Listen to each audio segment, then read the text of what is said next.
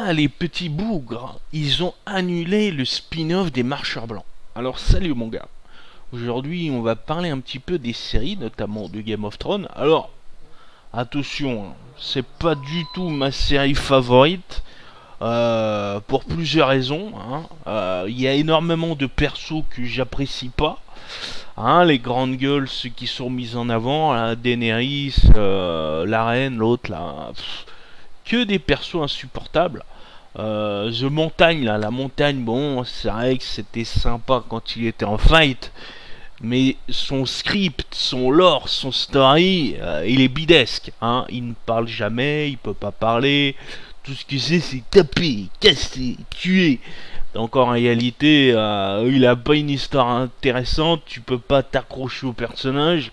Les seules choses que tu peux apprécier de lui, c'est sa violence pure et dure. Mais est-ce que c'est suffisant pour soi-disant une série de renommée? Non, pour moi, non. The Montagne, voilà. Il est intéressant en combat, pas plus, ça s'arrête là. Son story, son background, on s'en bat la race complet. En revanche, les marcheurs blancs, là, il y avait quelque chose. Il y avait du solide.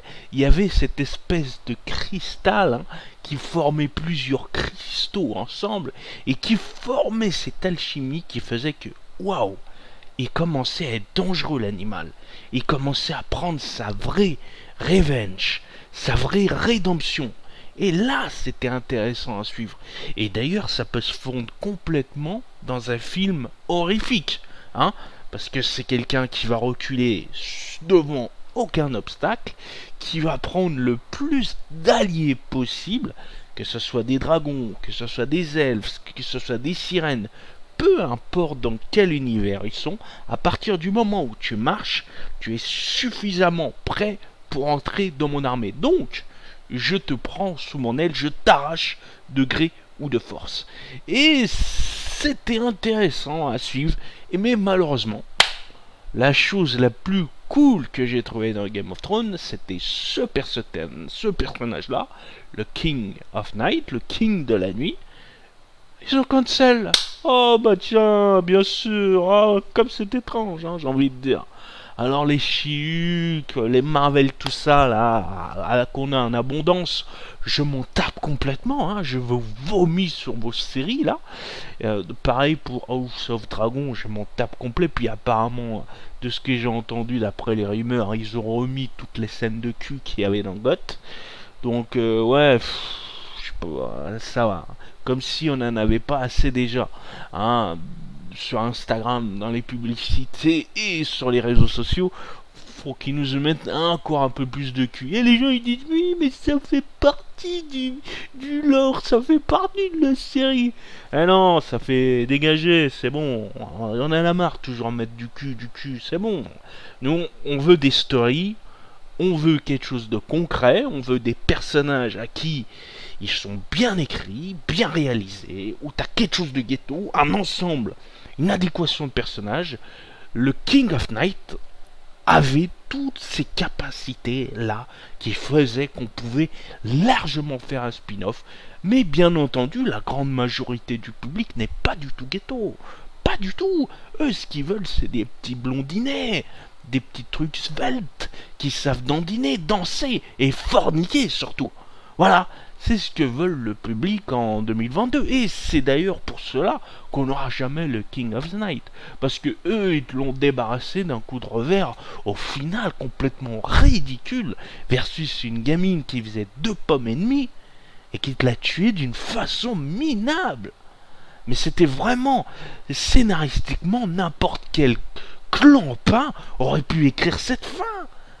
Et encore, ils auraient même fait 10 fois mieux que ce que vous nous avez proposé. Donc voilà pourquoi God, pour moi, il y a des bons personnages, il y a une bonne capacité de script, il y a un univers où on peut s'accrocher à quelque chose, mais malheureusement, le public, le lore, ce qui l'aime, c'est pas ça. C'est pas ces personnages-là. Comme je vous ai dit auparavant, c'est les petits blondinets, la petite blondinette qui va bien, The Mountain pour impressionner les gens. Ouah, t'as vu, il peut déchiqueter un crâne avec ses 2 pouces.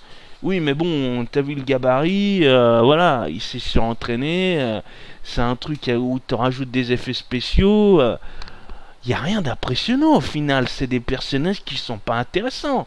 The Mountain, la reine, la blonde là, des dragons, on sait très bien que tôt ou tard elle pète un câble, on sait qu'elle aime le pouvoir, qu'elle a soif de sang, on se dit ça va partir en couille, elle a des dragons, elle veut dominer telle planète, tel clan, elle veut ensuite aller de l'autre côté, ensuite elle veut se venger parce qu'elle était esclave là-bas, donc elle veut réduire à néant ici, puis finalement ça lui suffit pas, donc du coup elle va aller de l'autre côté de la map, donc on se doute bien qu'au bout d'un moment elle va péter complètement un câble. Mais il n'y a aucune surprise, c'est du bateau, du vu et revu, du bête et méchant. On se doute de toute l'intrigue qu'il va y avoir. Alors, voilà. J'ai envie de vous dire, God, je suis très déçu par l'évolution que ça prend.